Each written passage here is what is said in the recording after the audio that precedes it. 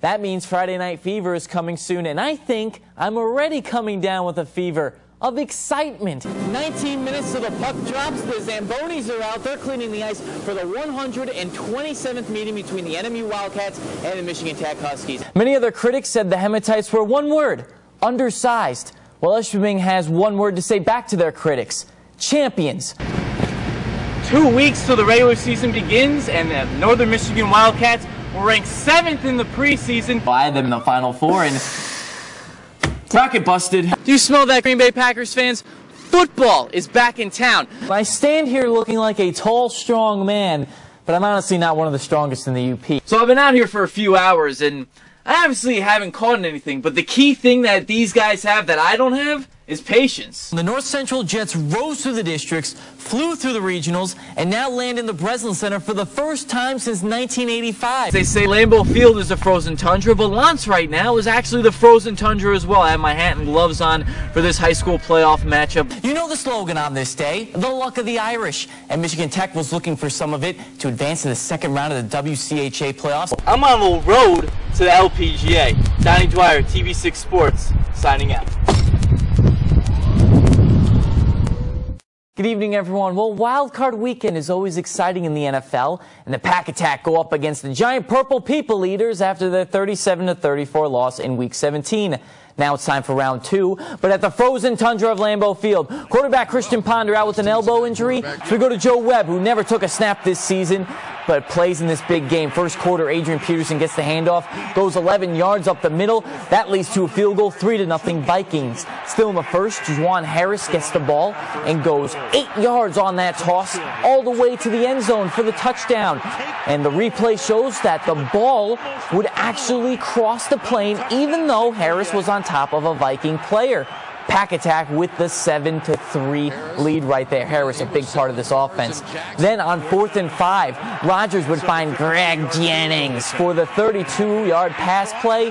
Nice to see Jennings back at all-pro strength. Packers lead 10-3. And the Pack keep on the attack. With less than a minute remaining, Rodgers hands off to John Kuhn in the shotgun, and Kuhn scores from 3 yards out. 17-3 Packers lead at halftime. And in the second half, the Packers shut down Webb and the Vikings. On 4th and 5, Webb would drop back to pass, but the Claymaker, Clay Matthews, comes in and swipes the ball out of his hand. Packers recover. The Packers force 3 fumbles and go on to win 24-10. The next game for the Pack is next Saturday at 8 p.m. against the San Francisco 49ers on Fox UP. Full post-game reaction will be on tomorrow's TV6 Late News. Let's go to GLIAC women's basketball. Michigan Tech against number 1 Ashland. Second half, Jillian Ritchie inside to Emma Veach for 2 of her 15 points, but the Huskies still trail 34-22. Moments later, it'd be Lindsay Tenyak inside to Carrie Daughtry, and the preseason player of the year turns and scores. She was held to 10 points but collected 18 rebounds. Then Turnyak would then later find Diva Gerbic, and her short jumper was part of a 27-point output. Tech made it closer late with several three-pointers, but the Eagles remain undefeated, 76-66. Sam Hoyt led Tech with 16 points. Mackenzie Pertu chipped in with 15. So Kevin Luke's Huskies led by 17 at the break over Ashland. It did not slow down much in the second half. Superior Central's Jordan Chartier gets the return pass and from Alex Cully and sinks the three-pointer. Tech up 59-45. Chartier at 6 points. Then Austin Armga shot 11 of 14 from the floor. Nice bounce like this helps the cause. He paced all scores with 26, 61-45 Huskies. Ali Hayter wasn't feeling 100%, but you can't tell here, going nearly coast to coast for the hoop. He had 24 points and 10 rebounds for the second straight game, and Tech won 81-59. The Huskies are 7-1 in the league and 10-2 overall. Then head coach Doug Lewis and the Wildcats looking for their second win in a row against Lake Erie. Wildcats up 28-16 and a half, and Lake Erie tries to storm back. Andy Bosley gets the steal and goes all the way for the basket and the lay-in, but NMU still up 12. Then Kendall Jackson finds Matthew Craggs, who's in the post, and makes the nice layup here. Wildcats up by 11. Then some nice ball movement from NMU. TJ Cameron finds Scooter Johnson for the lay-in here, and NMU starts to pull away with 6 minutes left. Cameron had 4 assists on the afternoon. And Scooter also has some hops as Spencer Huss finds Johnson for the slamma jamma, and NMU beats Lake Erie 66-52.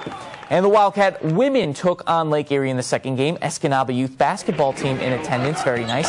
And in the first half, Sarah Wojcicki drives to the baseline, finds Kaden Skelton for the lane. Storm took a 7-0 lead in the early minutes, but the Wildcats responded with a hot shooting day from beyond the arc. Nia Makala would get the ball in the corner and nail the three-pointer to tie it at 7. Then Sarah Miller finds Lauren Gruber with the 3-ball, 12-9. And 3 is just a charm, right? Maybe when it comes from number 3 herself, Alyssa Cola, who pops the 3 here, gets nothing but net. Alyssa Coca-Cola had 9 points as the Wildcats shot 40% from downtown to beat Lake Erie 68-63. Now let's go to the scoreboard. Lake Superior State women and men both got a win. The women won 70-64 and the men won 85-71. Also, Gogebic won 99-68. Jordan LaPlante 19 points. Rainey Clark double-double, 15 points, 12 assists for the Samsons. Then also Finlandia men and women were playing. The men fell 82-65, but the women won 60-52. Haley Gervais had 17 points and 9 rebounds in the win. Also, high school basketball, Wasaki 61, Stevenson 53. It's nuts because it seems just like yesterday I was a freshman, 14 years old, coming up on varsity, and now that I'm graduating and going to Michigan Tech, it's just nuts. What's really nuts is that the estimated population in the town of Ewan is 278, so you can call 5'11" Dylan Gordon a diamond in the rough. And this Panther started to develop a love for the game at an early age. It all started when I was in 2nd grade, going to all my dad's bar league games, and he was at the gym all the time, every weekend, take me with him. I didn't want to leave it. I didn't want to stop watching ESPN. Basketball was always on. Just around it my entire life. In his senior season, Dylan averaged 26.7 points per game, including a 43-point outburst against Houghton in February. He learned to become a shooter and scorer by playing on the streets of Ewan with his family. And his unique shooting stroke was perfected after spending long hours in the driveway with someone who knows him best. My dad. We were at the gym all the time growing up, and then just recently he said that his shot was quicker than mine, but he had a quick shot. I shoot pretty much exactly like him. So Dylan and I are going to do a 3-point competition to see who wins. So let's see.